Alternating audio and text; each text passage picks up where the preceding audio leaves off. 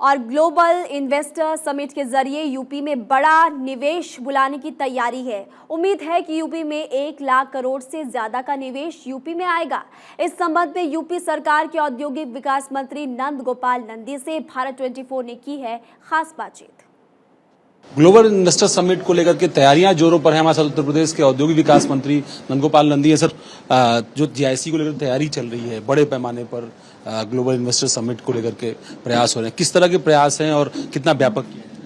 देखिए, global investor summit औद्योगिक और आर्थिक दोनों के विकास के लिए बहुत ही ऐतिहासिक और अभूतपूर्व होने जा रहा है।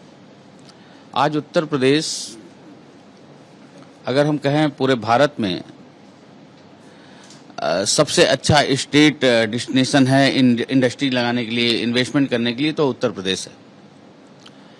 आज बहुत ही अनुकूल वातावरण तैयार हुआ है माननीय मुख्यमंत्री जी के प्रयासों से। माननीय प्रधानमंत्री आदरणीय नरेंद्र मोदी जी के नेतृत्व में, माननीय मुख्यमंत्री योगी आदित्यनाथ जी के कार्यकाल में आपने देखा हो, प्रदेश के अंतिम गांव तक विकास की रोशनी पहुंचे, प्रदेश के अंतिम व्यक्ति तक सरकार की योजनाओं का लाभ पहुंचे। जिस तरह से उन्होंने काम किया है, तो 2017 से 2022 में उत्तर प्रदेश उत्तम प्रदेश बना है। अब सर्वोत्तम प्रदेश बनने की ओर अग्रसर है, और सर्वोत्तम प्रदेश बनने में ग्लोबल इन्वेस्टर समिट, अभी हमने केवल चर्चा की है, कल माननीय मुख्यमंत्री जी उसका कर्टन रेजर का कार्यक्रम है वो भी करेंगे। तो देखिए कि हमने अभी 13 देशों के जो इंडस्ट्री मिनिस्टर हैं उन लोगों को लिखा, चिट्ठी लिखी है। हमने अपनी स्कीम के बारे में बताया है, अपना जो हमारी पॉलिसी है, हमारी पॉलिसी में हमने अपने अधिकारियों से कहा कि हमें देश में सबसे अच्छी पॉलिसी बनानी है, हमें इन्वेस्टर का हित सुरक्षित रखना है, हमें इन्वेस्टर का जो इन्वेस्टमेंट है उसको संरक्षित रखना है। इतनी अच्छी पॉलिसी बनी है कि पूरे देश के इन्वेस्टर और दुनिया के इन्वेस्टर इसकी ओर आकर्षित हैं।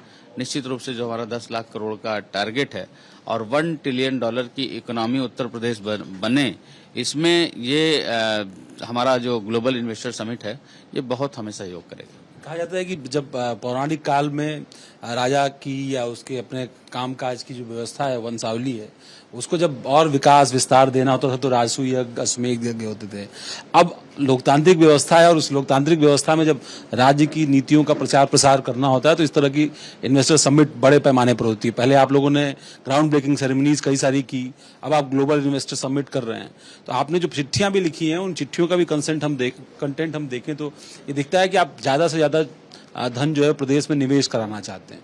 कोशिश क्या है, लक्ष्य क्या दिमाग में आप लोग लेके चल रहे हैं? देखिए, प्रदेश के युवाओं को रोजगार मिले, गुणवत्तापरक रोजगार मिले, और निश्चित रूप से जब भी कोई भी इंडस्ट्री आती है, जब इंडस्ट्री आती है तो वहाँ आस पड़ोस, चाहे कंस्ट्रक्शन के काम हो तो वहाँ पर बहुत सारे कंस्ट्रक्शन से जुड़े लोगों का, कंस्ट्रक्शन से जो बिल्डिंग मटेरियल बेचते हैं उन लोगों का, और उसके बन जाने के बाद तमाम कुशल कारीगर उस फैक्ट्री को चलाते हैं, तो बहुत सारे लोगों को रोजगार मिलता है।